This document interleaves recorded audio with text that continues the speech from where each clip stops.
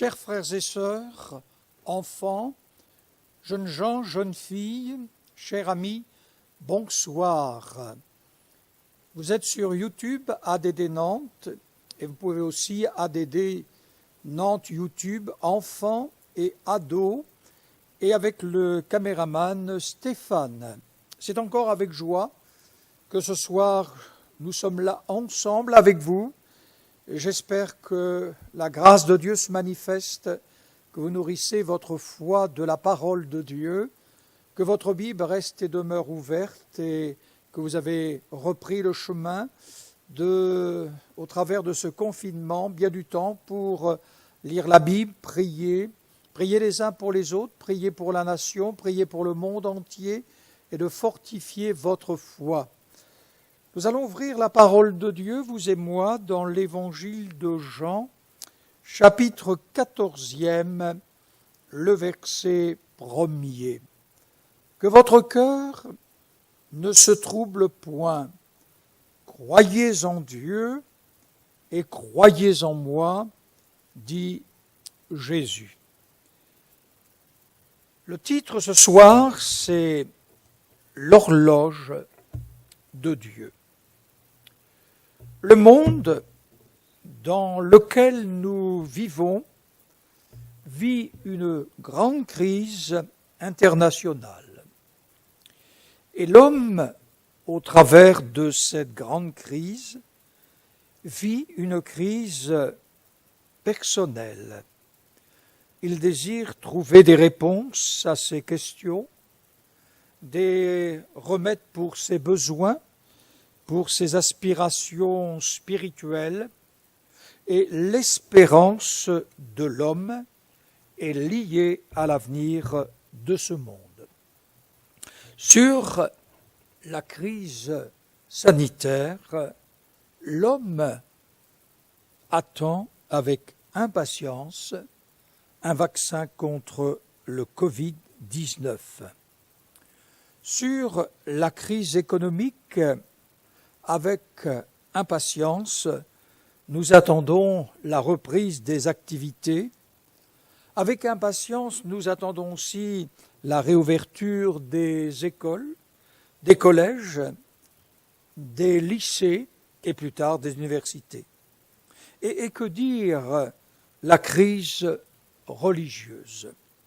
Les églises restent ouvertes, certes, mais les rassemblements sont interdits. L'homme ne sait où il va. Lorsqu'il sera errant, accablé et affamé, et qu'il aura faim, il lèvera ses yeux vers le ciel et maudira Dieu. Puis il regardera vers la terre. Il n'y aura que détresse, obscurité et angoisse. Et dans le livre du prophète Ésaïe, au chapitre 5e, verset 30e, en regardant la terre, on ne verra que ténèbres, avec des alternatives d'angoisse et d'espérance. C'est la situation dans laquelle nous sommes, les uns et les autres. La Bible dit dans le psaume 14e, verset 1er, « L'insensé dit en son cœur, il n'y a point de Dieu. » Nous ne sommes pas nés avec cette pensée qu'il n'y avait pas de Dieu, mais c'est au fur et à mesure que nous avons grandi, que nous avons forgé devant certaines épreuves, devant certaines choses qui arrivent dans le monde entier. Où est Dieu? Où est Jésus-Christ? Où est le prince de la paix? Et l'être humain, dans sa conclusion, dans son cœur, il dit « il n'y a point de Dieu ». Et le psalmiste dit « l'insensé dit en son cœur qu'il n'y a point de Dieu ». L'héritage religieux que l'homme a reçu de ses pères le laisse dans l'insatisfaction et amène le cœur à l'indifférence des choses spirituelles. Certains enseignements religieux l'ont même éloigné de Dieu. La Bible dit à son secrétaire, et c'est Jérémie qui le dit, parce qu'il y avait une grande catastrophe qui menaçait Israël. Et Jérémie, qui reçoit une révélation de Dieu, dit à son secrétaire, écrit dans un livre tout ce que je vais te dicter. Et nous avons le livre du prophète Jérémie, livre extraordinaire dans une période très difficile. Et ces paroles furent lues devant le peuple et les religieux. Très effrayés, et tous par l'horreur de cette vision, il voulut que le roi entendît ces paroles. Le roi était dans sa résidence d'hiver, assis tranquillement devant sa cheminée, le feu l'a réchauffé. C'était un moment très agréable que chacun peut expérimenter dans sa maison ou dans sa résidence secondaire lorsqu'il fait froid. Et Jéhu lut 3 ou 4 feuilles. Et le roi, lorsqu'il entendit ce qu'il était en train d'écouter, la Bible dit qu'il coupa le livre avec le canif du secrétaire et brûla le livre. En un mot, il a brûlé ce que nous appelons la Bible. Il ne s'est pas arrêté un instant pour réfléchir. Mais la vision s'est accomplie. Il y a 20 siècles, l'enfant, c'est la Bible qui nous révèle ces choses, posait des questions à ses parents, à la religion. Et Jésus, à l'âge de 12 ans, dans le temple de Jérusalem, assis au milieu des docteurs, les écoutait et les interrogeait. On était stupéfait de son intelligence. Jésus était là, émerveillé d'entendre, d'écouter, de voir. C'était la première fois qu'il venait au temple. La parole de Dieu nous dit que ses parents étaient repartis, pensant qu'il était avec eux. Et au bout d'un certain temps, ils se sont aperçus que Jésus n'était pas avec eux. Il faut se rappeler que dans le retour à leur domicile, c'était des centaines et des centaines de personnes qui voyageaient ensemble. Oui, et ses parents sont revenus, ils l'ont trouvé dans le temple. Quelle chose merveilleuse, extraordinaire, de voir un enfant qui pose des questions, qui écoute, qui s'intéresse. Oui. Je suis émerveillé de voir les enfants, quel que soit leur âge, les questions qu'ils peuvent poser à celles et ceux qui font la catéchèse évangélique, les enfants, les questions aussi qu'ils peuvent poser à leurs responsables. En tant de moi, pasteur, un jour j'arrivais dans l'église, il était assez tôt, et il y avait un enfant, 4 à 5 ans, et il avait un livre, et il me dit, assieds-toi près de moi, prends mon livre, et lis-moi le livre. Je n'avais certes peu de temps, mais je me suis assis près de lui, et je lui ai lu le livre. Il était content, et moi aussi j'étais content. Les enfants s'intéressent aussi à Dieu. Ils s'intéressent à Jésus-Christ, ils s'intéressent à la parole de Dieu, et ils aiment Dieu, ils aiment la parole de Dieu. Le jeune homme aussi se posait des questions. Le jeune homme venait vers Jésus-Christ. Que faut-il que je fasse pour avoir la vie éternelle? C'était des choses qui se manifestaient dans son cœur. Et qu'est-ce qu'il faut que je fasse pour recevoir la vie éternelle, la vie pour l'éternité? Bien sûr, Jésus y répondait. L'enfant, l'adulte aussi, s'en posait à lui-même. Et arrive un moment, en réalité, où on ne se pose plus de questions. Et que d'hommes et de femmes qui arrivent à un certain âge, l'expérience est là dans notre ministère en tant d'hommes d'Église, ils ne se posent plus de questions. Et pourtant, le Seigneur l'Éternel a écrit un livre. Et le livre de Dieu était un livre fermé. Et Jésus, à l'âge de 30 ans, se trouvait, comme d'habitude, selon sa coutume, dans la synagogue de Nazareth. Le charpentier, après une semaine de travail, venait dans cette synagogue. Il aimait chanter, il aimait entendre la parole de Dieu, il aimait partager tout ce qui était spirituel. Et la Bible nous dit qu'un jour, quand il se trouvait là, dans cette synagogue, on le lui remit le livre du prophète Ésaïe. Le livre, le parchemin, et l'ayant déroulé, il trouva l'endroit où il était écrit le message de la bonne nouvelle pour l'humanité. Et non seulement le message, mais aussi ce qui confirmait le message sur les cœurs brisés, où le Seigneur venait pour guérir, pour renvoyer libres les opprimés, renvoyer libres les hommes et les femmes qui étaient esclaves, pour publier une année de grâce. Et nous sommes toujours dans l'année de grâce.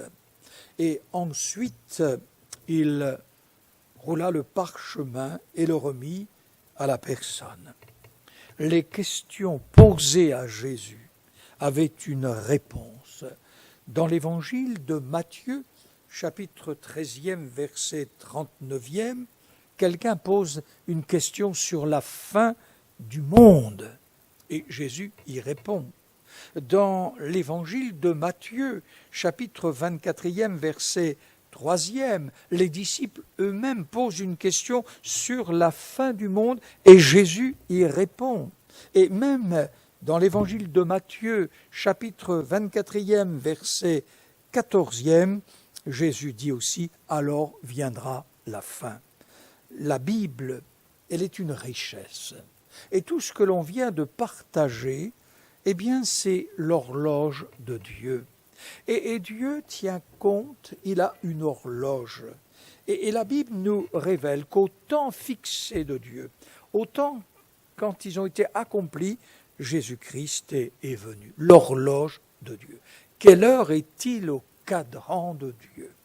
Ça, c'est une chose bien cachée qui est dans le cœur de Dieu, mais la Bible dit que Dieu a fixé une date où il jugera le monde selon sa justice par Jésus-Christ qu'il a ressuscité d'entre les morts. Et amis, les religions les unes après les autres ont fermé la Bible. L'histoire nous montre, de par le monde entier, croire à la Bible, vivre à la Bible, vivre avec la Bible, vivre la foi, aller à l'église, dans bien des parties du monde, il y a une très grande persécution. Des milliers et des milliers sont morts à cause de leur foi. Et les religions, les unes après les autres, ont fermé la Bible. Et l'homme ressemble à le roi, ce roi qui brûla sa Bible. La Bible nous révèle que les moqueurs ridiculisent et rient de l'idée d'un jugement à venir. Ils se moquèrent de Noé quand il leur annonça le déluge, la patience de Dieu se manifestait, mais Dieu allait effacer la civilisation du temps de Caïn. Oui, la Bible ne nous cache rien, elle nous révèle. Ils se rirent de Lot quand il mit en garde les hommes de Sodome et Gomorrhe contre la pluie du feu et de soufre que Dieu allait faire tomber sur les villes. Oui, c'est pour nous, dans la situation actuelle, dans la situation internationale, dans cette pandémie avec le Covid-19, où en réalité nous sommes inquiets.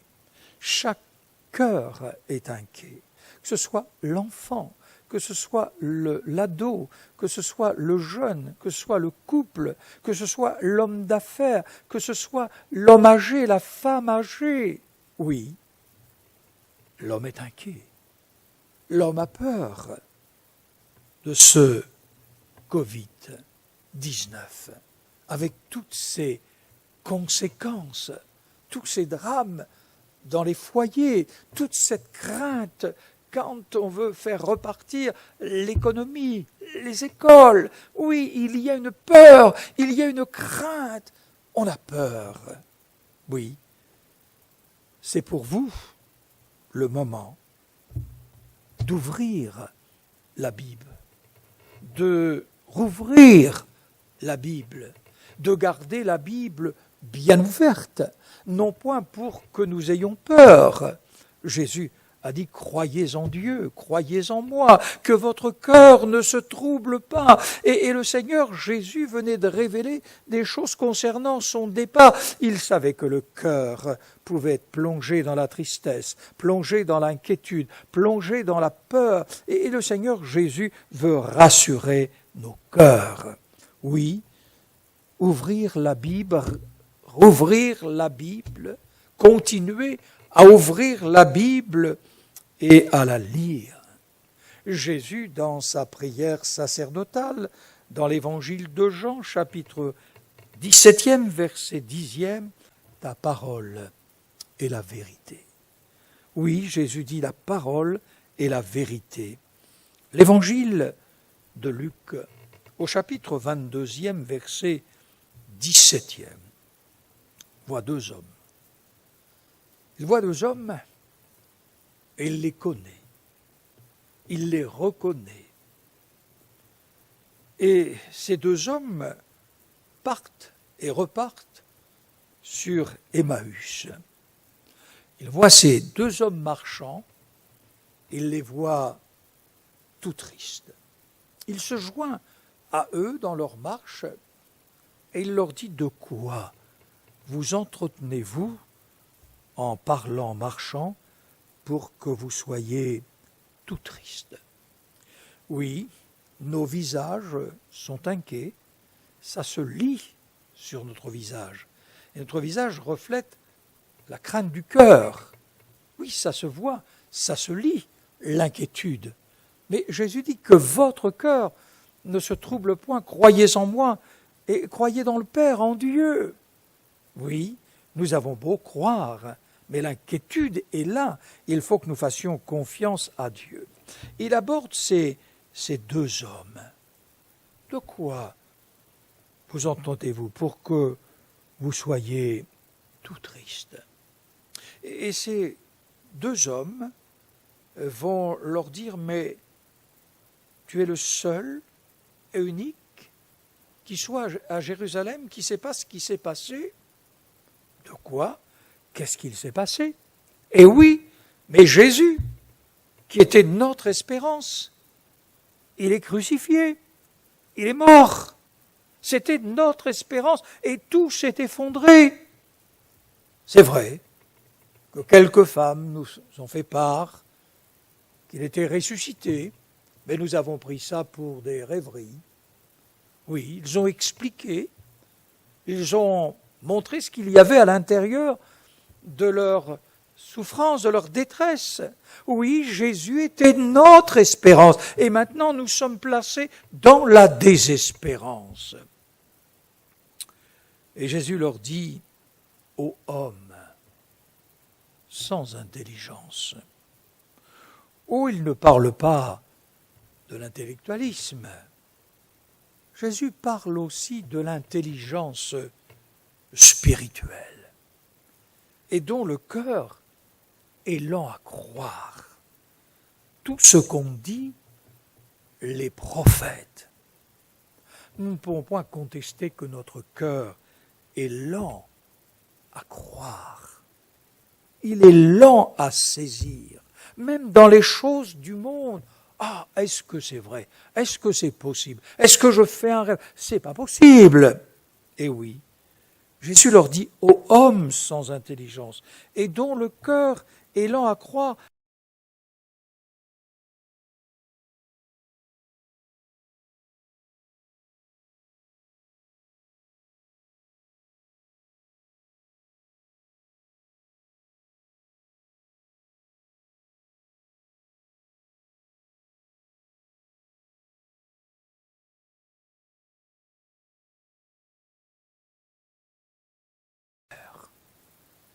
en disant « Reste avec nous, car le soir approche et le jour est sur son déclin. » Mais la Bible dit qu'ils le pressèrent. Lui voulait aller plus loin.